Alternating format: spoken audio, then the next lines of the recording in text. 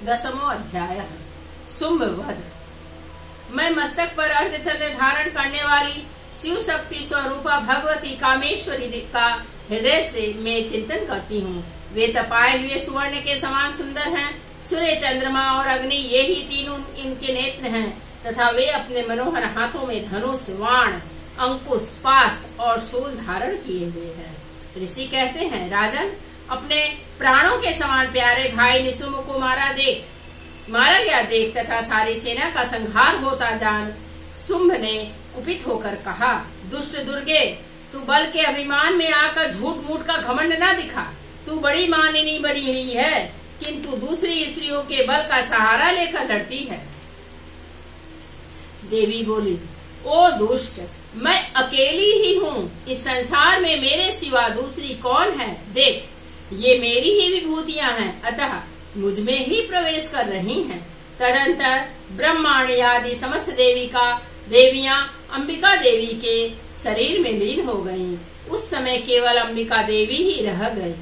देवी बोली, मैं अपनी ऐश्वर्य शक्ति से अनेक रूपों में यहाँ उपस्थित हुई थी। उन सब रूपों को मैंने समेट लिया। अब अकेली ही युद्ध में खड़ी हूँ, तुम भी स्थिर हो जाओ। ऋषि कहते हैं, तदंतर देवी और शुंभ दोनों में सब देवताओं तथा दानवों के देखते देखते भयंकर युद्ध छिड़ गया। बाणों की वर्षा तथा तीखे शस्त्रों एवं दारुण अस्त्रों के प्रहार के कारण उन दोनों का युद्ध सब लोगों के लिए बड़ा भयानक प्रतीत हुआ। उस समय अंबिका देवी ने जो सैकड़ों दिव्य अस्त्र छोड़े, उन्हें दैत्यराज शुंभ ने उनके निवारक अस्त्रों द्वारा काट डाला। इसी प्रकार शुंभ ने भी जो दिव्य अस्त्र चलाए, उन्हें परमेश्वरी ने भयंकर हुंकार शब्द के उच्चारण आदि द्वारा खिलवाड़ में ही नष्ट कर डाला। तब उस असुर ने सैकड़ों बाणों से देवी को आच्छादित कर दिया। यह देख क्रोध में भरी हुई उन देवी ने भी बाण मारकर उनका धनुष काट डाला। धनुष कट जाने पर फिर दैत्यराज ने शक्ति हाथ में ली, किंतु देवी ने चक्र से उसके हाथ की शक्ति को भी काट गिराया। तत्पश्चात दैत्यों के स्वामी शुंभ ने 100 चांद वाली चमकती हुई ढाल और तलवार हाथ में ले उस समय देवी पर धावा किया। उसके आते ही चंडिका ने अपने धनुष से छोड़े हुए तीखे बाणों द्वारा उसकी सूर्य किरणों के समान उज्ज्वल ढाल और तलवार को तुरंत काट दिया। फिर उस दैत्य के घोड़े और सारथी मारे गए। धनुष तो पहले ही कट चुका था। अब उसने अंबिका को मारने के लिए उद्यत हो भयंकर मुदगर हाथ में लिया। उसे आते देख देवी ने अपने तीक्ष्ण बाणों से उसका मुदगर भी काट डाला। इस पर भी वह असुर मुक्का तान कर बड़े वेग से देवी की ओर झपटा। उस दैत्यराज ने देवी की छाती में मुक्का मारा। तब उन देवी ने भी उसकी छाती में एक चाटा जड़ दिया। देवी थप्पड़ खाकर दैत्यराज शुंभ पृथ्वी पर गिर पड़ा, किंतु पुनः सहसा पूर्ववत उठकर खड़ा हो गया।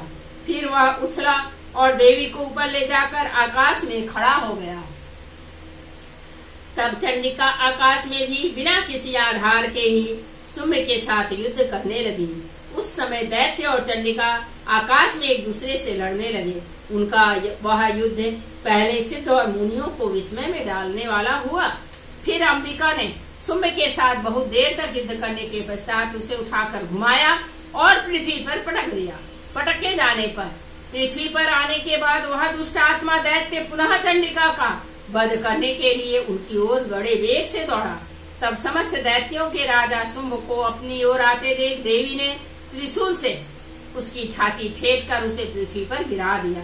देवी के शूल की धार से घायल होने पर उसके प्राण पखेरु उड़ गए और वह समुद्रों, द्वीपों तथा पर्वतों सहित समूची पृथ्वी को कपाता हुआ भूमि पर गिर पड़ा। तदंतर उस दुरात्मा के मारे जाने पर संपूर्ण जगत प्रसन्न एवं पूर्ण स्वस्थ हो गया तथा आकाश स्वच्छ दिखाई देने लगा। पहले जो उत्पात सूचक मेघ और उल्कापात होते थे, वे सब शांत हो गए तथा उस दैत्य के मारे जाने पर नदियां भी ठीक मार्ग से बहने लगी।